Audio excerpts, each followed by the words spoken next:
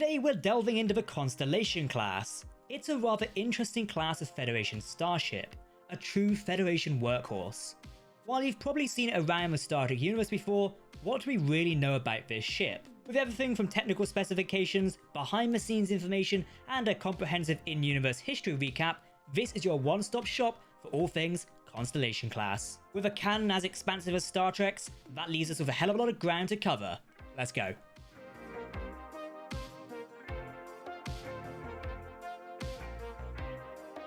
Welcome to Trek Central. I'm your host Captain Jack, and let's get into it.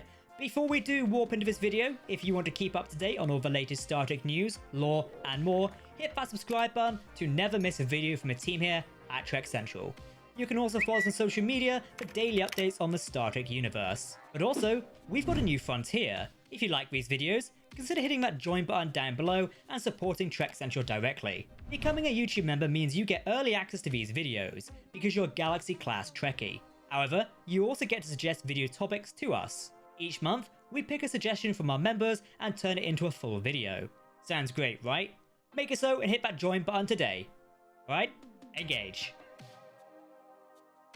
A big thank you to the Star Trek Online game developers for gifting me some in-game currency so we could capture footage of the Constellation Class. Star Trek Online is free to play and you can beam into the universe today. The Constellation Class was the definition of a workhorse, originating from the late 23rd century.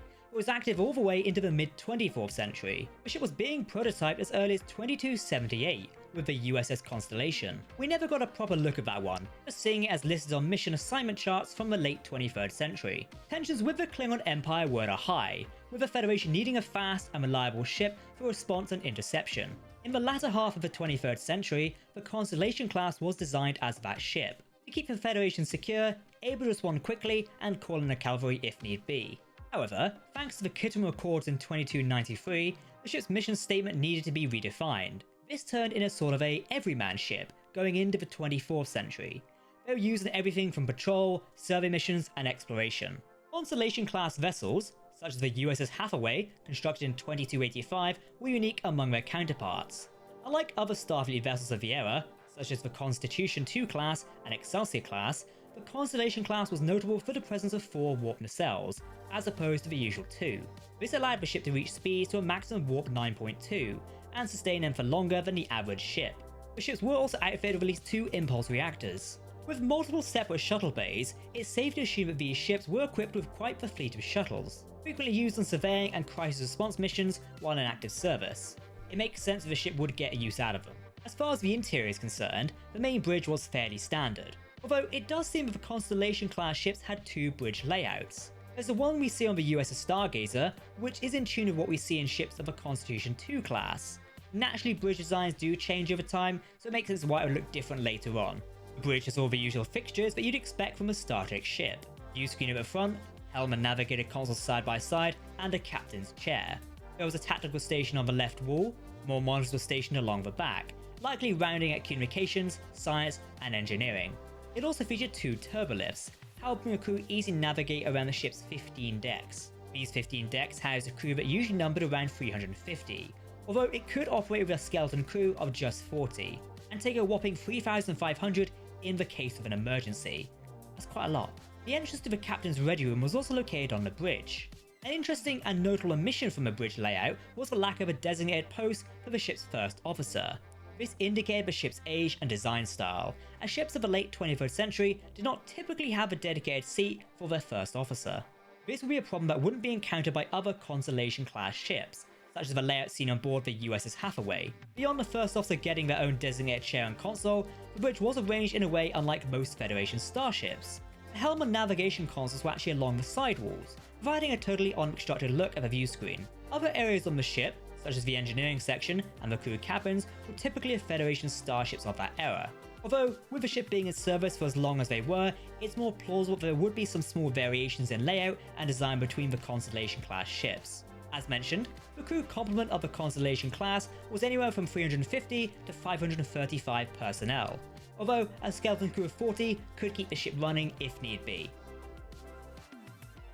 With this crew, the Constellation-class ship would embark on frequent recon missions, backing up the Federation in numerous battles. Take for instance the USS Constance, registry NCC 10367, which was present at the Battle of Wolf 359.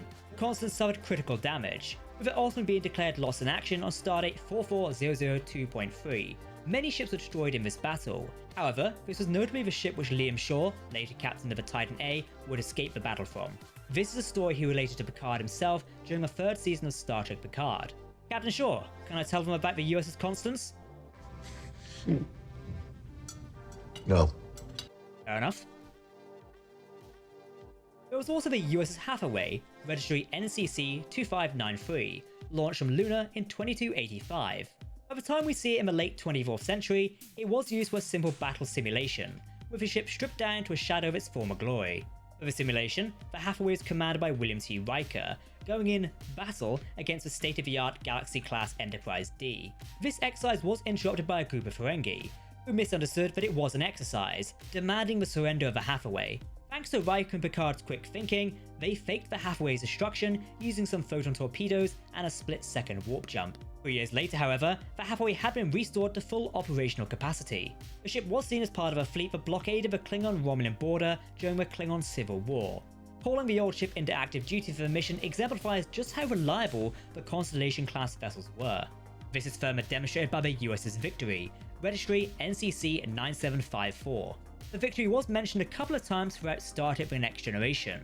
It rendezvoused with the Enterprise D in elementary dear data, and was seen during stellar nuclei population surveys on Starfleet operation charts. Beyond surveys and research, another common use of the Constellation class ships, the Victory also fought on the battlefield in the Dominion War, reporting numerous casualties to command in 2374. Notably, this is also the ship George LaForge served on before his time on the Enterprise D. Now, it's probably time to talk about the one you're here for. If there's a Constellation class ship that you know, it's this one. The USS Stargazer, registry NCC 2893. According to Starfleet records, it entered service in 2326. As early as 2333, the famous Jean-Luc Picard served as a bridge officer. When the ship's captain and first officer were killed in action, Picard took command of the situation. His bravery was commended by Starfleet Command, who awarded him command of the Stargazer, a post he would hold for 22 years. With the Stargazer, Picard would go on all manner of missions, secret missions to the Fire of Kalex, the planet of Shalana, and even engaged in truce offerings during the Cardassian Wars, which saw the Stargazer fleeing with heavily damaged weapons and impulse engines. This was also the ship that Jack Crusher, husband to Beverly Crusher and father to Wesley Crusher, served on. He was close friends with Picard, and according to some sources, he even served as the Stargazer's first officer for a time. Unfortunately, he was killed in an away mission in 2353. Just 2 short years later, the Stargazer was presumed destroyed in the Maxia Zeta system, in a battle known as the Battle of Maxia. The ship was attacked by an unknown vessel, later revealed as a Ferengi ship, leaving the Stargazer severely damaged. Thanks to the now famous Picard maneuver, the Stargazer was able to destroy the enemy's ship. Despite the victory, the Stargazer was so severely damaged it had to be abandoned. Picard was court-martialed for the loss of the Stargazer, although he was eventually absolved. The wreckage of the Stargazer was salvaged by the Ferengi, who used it to trap Picard, forcing him to relive the battle as a form of revenge. After being rescued by Riker and the Ferengi defeated, the Stargazer was brought to Xendi Starbase 9. The legacy of the Stargazer was massive. A model was stored in the Quantum Archive at the Starfleet Archive Museum. By the 2400s, the USS Stargazer had been sent to the Fleet Museum at Anthem Prime, refurbished, restored, and sat proudly next to the Enterprise D. The USS Stargazer was succeeded by the Sagan-class USS Stargazer, which carried on the legacy of the name, as well as the Constellation's 4 nacelle legacy. While that is a suitable legacy off-screen, the story behind the ship's creation is pretty interesting too. Because the Constellation class was actually created before the Next Generation even started filming. Since Picard's ready room on the Enterprise D is dressed with a desktop model of his previous command, this became a necessity early on. The ship was designed by Rick Sternbach and Andy Probert, who decided on using the 4 nacelle design to show it off as a fast science vessel. It was made, interestingly, through mixing original series Enterprise model kits and commercially available Enterprise refit kits in a practice known as kitbashing. This model had the registry number of NCC 7100, swapping around the number decals provided in the Enterprise kit. Although with no name, it was likely just a generic Constellation model that Picard owned. That's it for the desk model, although he did eventually construct a studio model for filming. Although this was only done after first unit photography, with both actors Will Wheaton and LeVar Burton calling it a constitution. Obviously, this foreigner-styled vessel is not a Constitution. Thus, the Constellation name was only chosen due to how similar the names are, and thus it could easily be dubbed over. Originally, the Stargazer was planned to be a Constitution II class ship. This would have allowed the visual effects team from the Star Trek Next Generation to use the movie USS Enterprise A model. With the ships basically being obsolete in the 24th century, there was no need for a CGI model until the 2010s, with the exception of Michael Jan Friedman's officially licensed novel, Enigma. The cover for this book featured a CGI model of a Constellation Class, which was constructed by Doug Drexler. No further CGI models were created until the CGI remaster of The Next Generation, where some footage was missing and couldn't be upgraded to high definition. Therefore, the team were forced to create a CGI model for the episode Peak Performance, credited to Sean Jackson. Both of these models were built in lightwave 3D, the same software used to remaster the entirety of The Next Generation. So that is the story of Starfleet's Workhorse ship. Let us know what you think of the ship in the comments below. If you want to keep up to date on all the latest Star Trek news, lore and more, then make sure to hit that subscribe button to never miss a video from the team here at Trek Central. You can also follow us on social media or join our community Discord server. For now, I've been Captain Jack, thanks for watching and we'll see you next time. Live long and prosper my friends, goodbye.